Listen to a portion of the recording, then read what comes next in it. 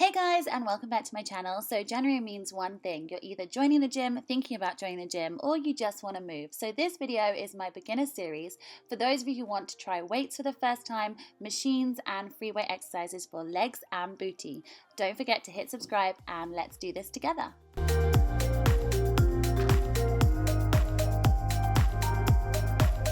To begin, I'm going to recommend a standard bodyweight squat.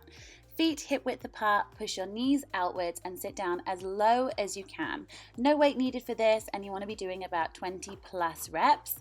Then for those of you who need to work on range, something I've had to do, you can always pop something underneath just so you have a target to reach. Make sure you squeeze your knees out as far as you possibly can, and again, squeeze through your heels and not your toes.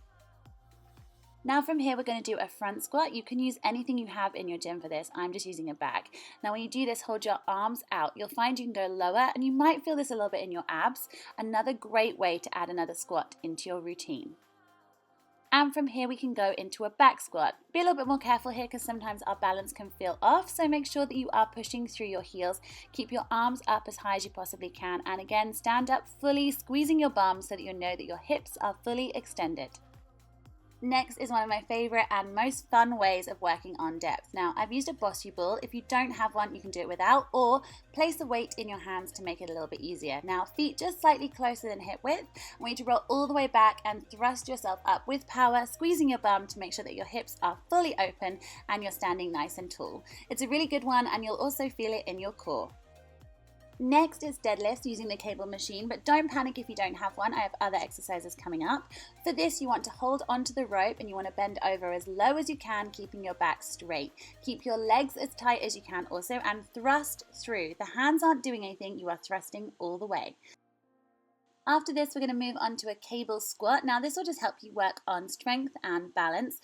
And for this, I want you to really make sure that your knees track over your toes. You want to squeeze your knees out as wide as you can. If that's hard, you can always pop a resistance band around your legs as a gentle reminder. Go as low as you can, pop the weight up heavy as you're really going to want something to pull against, and keep your arms as relaxed as possible. Next is pistol squats, and something that is definitely difficult body weight. If those of you have got it, then keep with it, but if you haven't, using this machine is awesome. Hold on tight, pop it around your hips, and make sure that you are squeezing through your heels to stand up. Try not to pull yourself too much with your arms. Make sure you do both legs, and again, try and lean forward slightly if possible, but if flexibility is your issue like it is for me, it'll take time, but you will get there. Okay, let's move on to the machine, starting with the leg press, one of my absolute favorites. Now you want to sit down, keep your back as flat against the pad as you can, and for this I've got your feet simply shoulder width apart. After this, I want to show you a different version, which would be sumo, so we're taking them slightly wider. Most important thing, guys, is that you're pushing through the heels of your feet and not your toes, so every now and again just wiggle those toes to make sure that's where you're pushing from, and try not to hyperextend your legs, so keep a slight bend at all points. After this, you could go closer, which is just going to work different angles of your legs and butt, and trust me, you will feel it. I wouldn't recommend doing all of these in one set, so I'd pick one for each time you decide to do a leg day.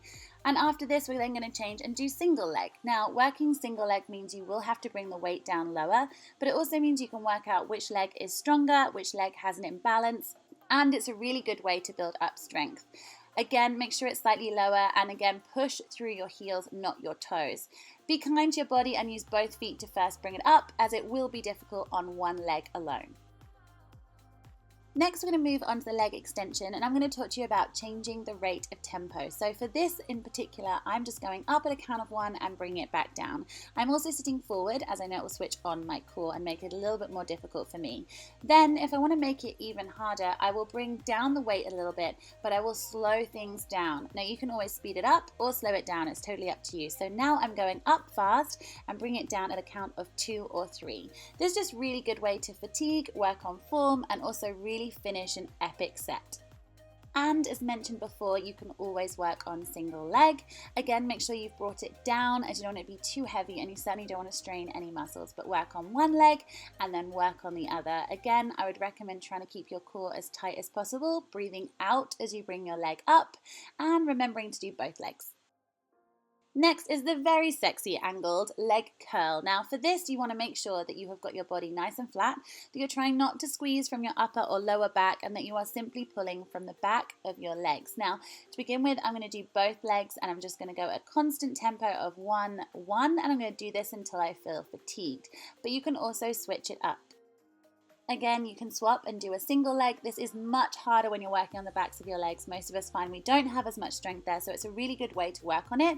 And also you could change the tempo and go slower if you needed to. Next, we're going to go upstairs and I'm going to introduce you to the squat rack. But to begin, I always do a couple of warm-up stretches just to really open my hips and make sure that I can go as low as possible. Spend about 2 to 5 minutes here doing this, rocking side to side, standing up, bending over. I am quite stiff, so it takes me a while before I get full range of motion. So if you're not ready for the squat rack yet, you can simply use a dumbbell, a plate, or a barbell. And for this, I'm holding it. I think I went for about 30 kilos here. I'm touching the floor lightly with my knees out, and then I'm standing up, squeezing my hips so that I know that I'm fully standing. It's a great way to start, and it's also a really good way to tire out your legs and bum. Now we're going to start with the squat rack, and they're usually between 15 to 20 kilos depending on whether it is a female or a male bar. And for this, I'd recommend just using just that weight for now, making sure that your knees are pointing outwards, again using that resistance band if you need to, placing the bar on top of your shoulders just in the crease of your neck with your arms and shoulders up as high as you possibly can. Between 15 to 20 reps here is a great way to begin. You can also try back squats, the only difference being that your head goes under, it rests across the top of your back and your hands are behind you. Some people find they have more balance here or less, but it's definitely good to switch between the two, and I recommend having 2 leg days so that you can do one on one and one on the other. So after you're all warmed up from your bar weighted reps, I recommend adding a 5 kilo weight at a time. This just means you know what you're lifting, it's not going to be too heavy, it's not going to be a sudden jump. The key here for me is that I try to make sure my bar touches the squat rack. If it doesn't, don't worry, but try to squeeze those knees out and try and get your bum at least at a 45-degree angle.